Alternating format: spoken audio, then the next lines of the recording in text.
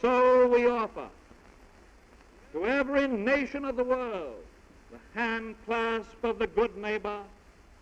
Let those who wish our friendship look us in the eye and take our hand.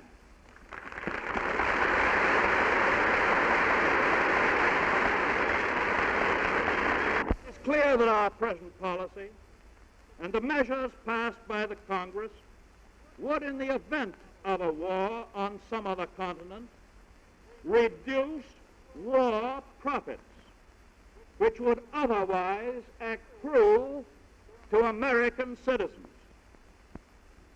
Industrial and agricultural production for a war market may give immense fortunes to a few, but for the nation as a whole, we know that it produces disaster.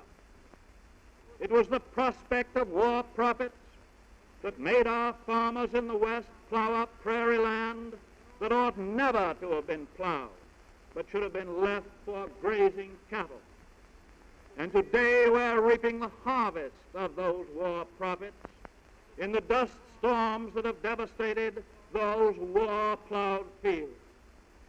It was the prospect of war profits that caused the extension of monopoly and unjustified expansion of industry and a price level so high that the normal relationships between debtor and creditor was destroyed.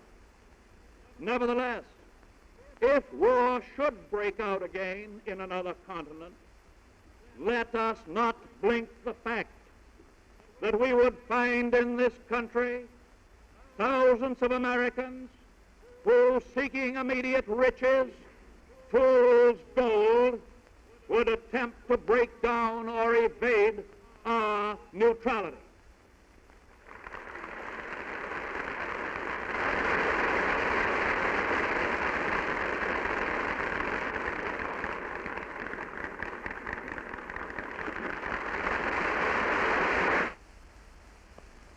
Fortunately, their views would get wide publicity by methods that you can understand as readily as I do, that if they could produce and ship this and that and the other article to belligerent nations, the unemployed of America would all find work. They would tell you that if they could extend credit to warring nations, that credit would be used in the United States to build homes and factories and pay our debts. They would tell you that America once more would capture the trade of the world.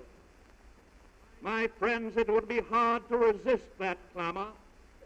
It would be hard for many Americans, I fear, to look beyond, to realize the inevitable penalties, the inevitable day of reckoning that comes from a false prosperity.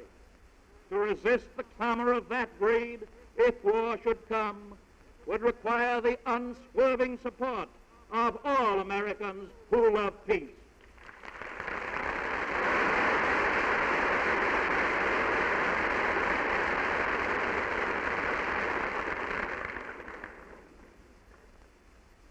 And so, if we face the choice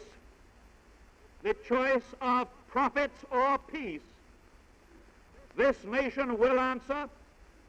This nation must answer. We choose peace.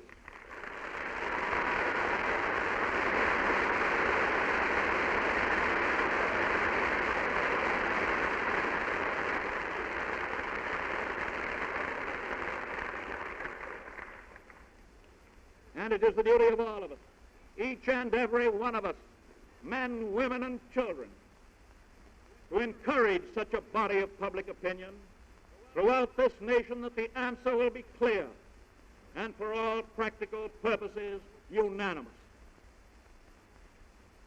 Into the Great War in 1914 and eventually engulfed us and many other nations.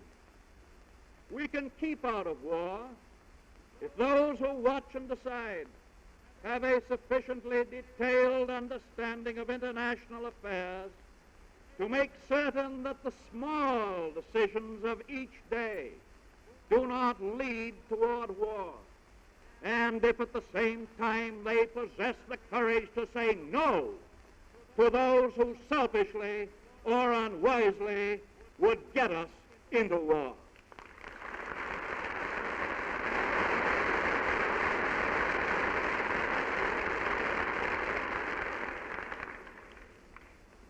Of all the nations in the world today, we are in many ways most singularly blessed. Our closest neighbors are good neighbors. And if there are remoter nations that wish us not good but ill, they know that we are strong. They know that we can and will defend ourselves and defend our neighborhood.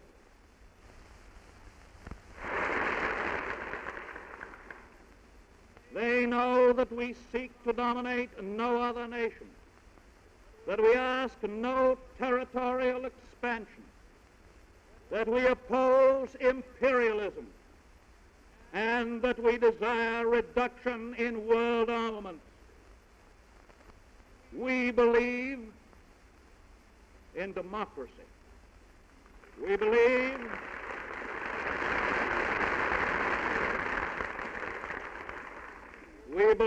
in freedom, and we believe in peace.